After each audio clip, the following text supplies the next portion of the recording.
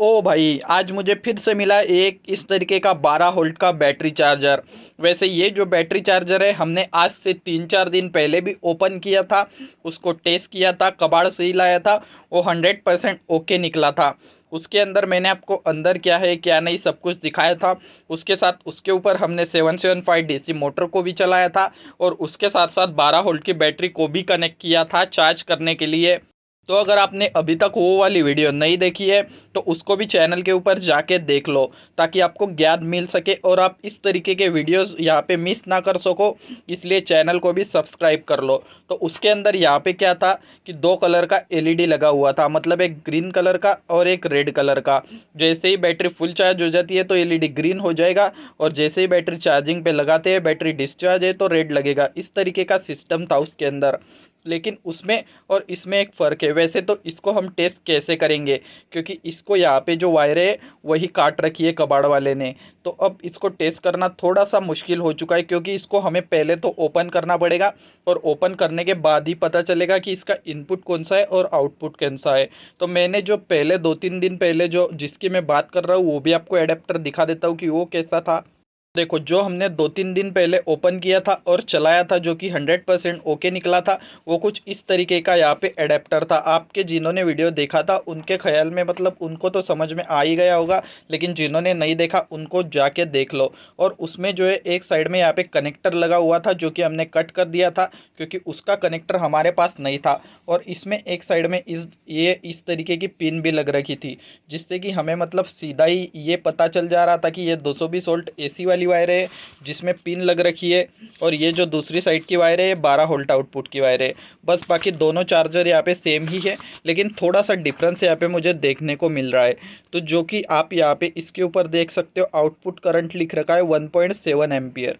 मैं आपको दिखा देता हूँ, देखो यहाँ पे 1.7 एम्पियर इसके ऊपर लिख रखा है, और ये जो एडेप्टर है इसके ऊपर लिख रखा है 1.9 एम्पियर। आप यहाँ पे देख सकते हो 1.9 एम्पियर लिख रखा है। तो इस मतलब ये जो आज लाया हुआ चार्जर है ये 200 मिली एम्पियर से ज़्यादा है इससे। तो अब ये सच है या झूठ है ये तो ओपन करने के बगैर हमें भी पता नहीं चलेगा। तो चलो जल्दी से इसको रखते हैं साइड में, क्योंकि ये तो ऑन है, अच्छे से हमने टेस्ट किया था।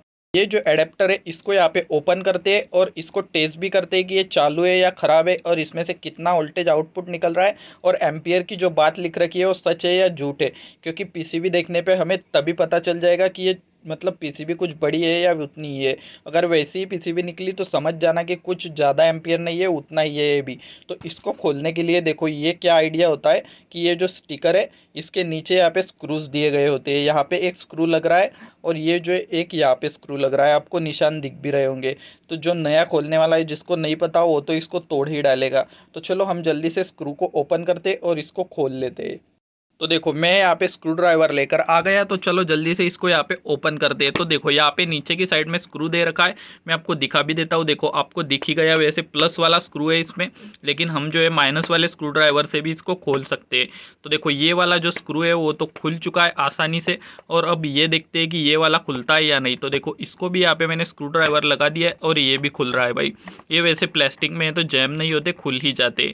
तो देखो ये हमारा यहाँ पे स्क्रू दोनों जो था वो खुल चुका है, और अब हमारा बॉक्स भी यहाँ पे खुल चुका है।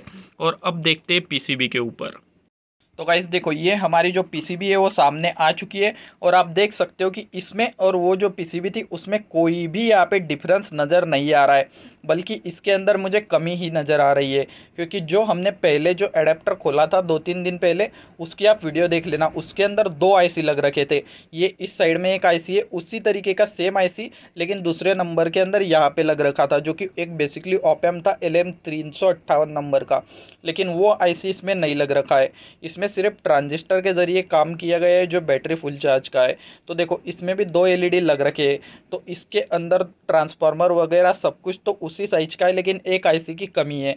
तो मतलब यहाँ पे हम ये साफ साफ कह सकते हैं कि ये 1.9 एम्पियर का तो है ही नहीं, ये भी 1.7 या फिर 1.5 एम्पियर के अंदर ही है।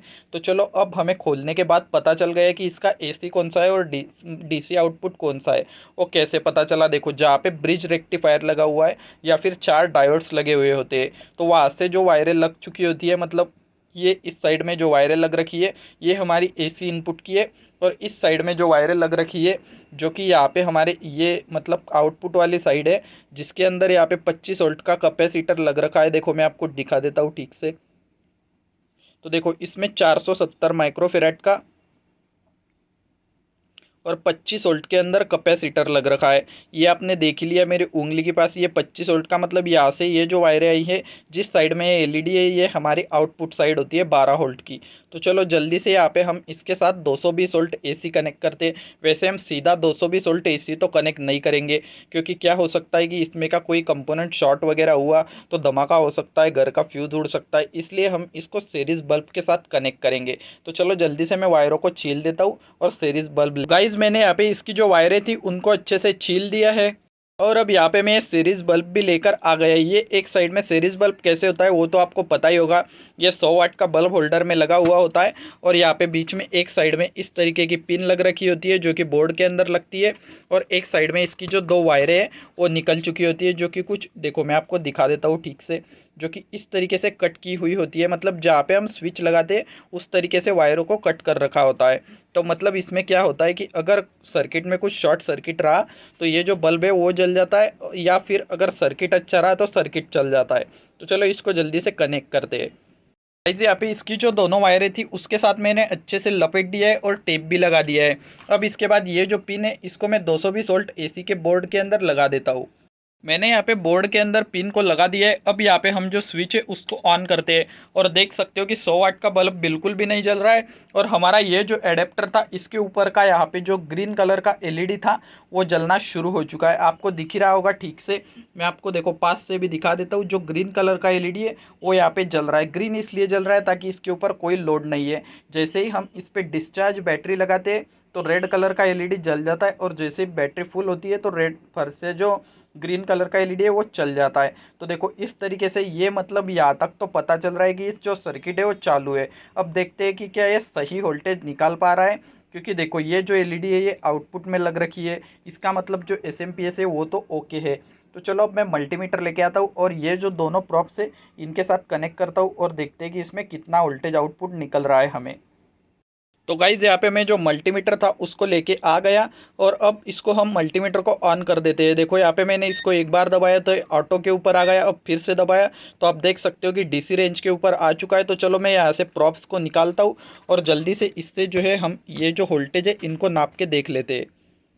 तो गाइज़ यहाँ पे मैंने सब कुछ सेट कर रखा है, मल्टीमीटर को भी सेट कर दिया है, और यहाँ पे मैं प्रॉब लगा रहा हूँ। आप देखो तो यहाँ पे वोल्टेज जो है वो करेक्ट आ रहा है। देखो मैंने प्रॉप को लगाया, लेकिन यहाँ पे एक बात इन्होंने कर रखी है कि ये जो वायर है इनको उल्टा लगा रखा है। देखो ये जो ब्लू वायर है वैसे तो ये निगेटिव होनी चाहिए, और ये ब्राउन कलर की वायर है ये पॉजिटिव होनी चाहिए, लेकिन इसके साथ मैं ऐसे प्रॉप को कनेक्ट कर रहा हूँ तो आप देख सकते हो कि मीटर के अंदर जो है यहाँ पे माइनस की साइन आ रही है। देखो मैं आपको फिर से दिखा देता हूँ, देखो माइनस की साइन आ रही है, इसका मतलब वायरें उल्टी है।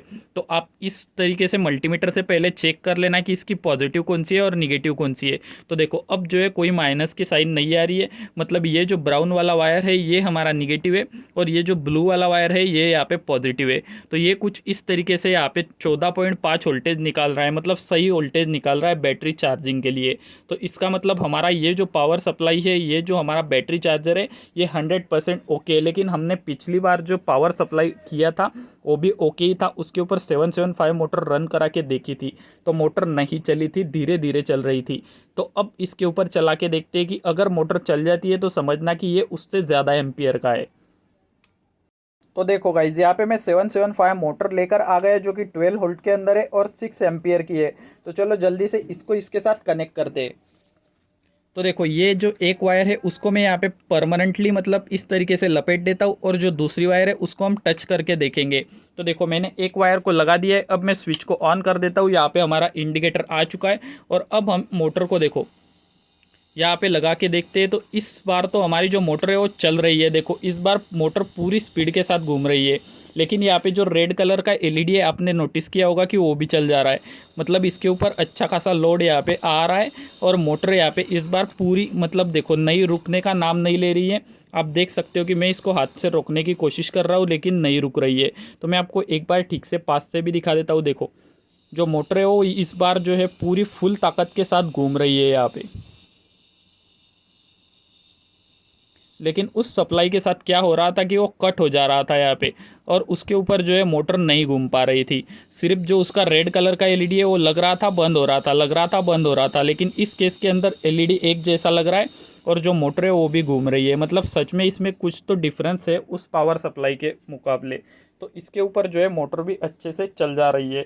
तो गाइज़ यहाँ पे आज मेरा तो फ़ायदा ही हो गया। मैंने ये पावर सप्लाई जो है सिर्फ और सिर्फ 10 रुपये के अंदर लाया था, लेकिन ये जो है मेरे काफ़ी ज़्यादा काम में आएगी अब प्रोजेक्ट के अंदर या फिर बैटरी को चार्ज करने के लिए।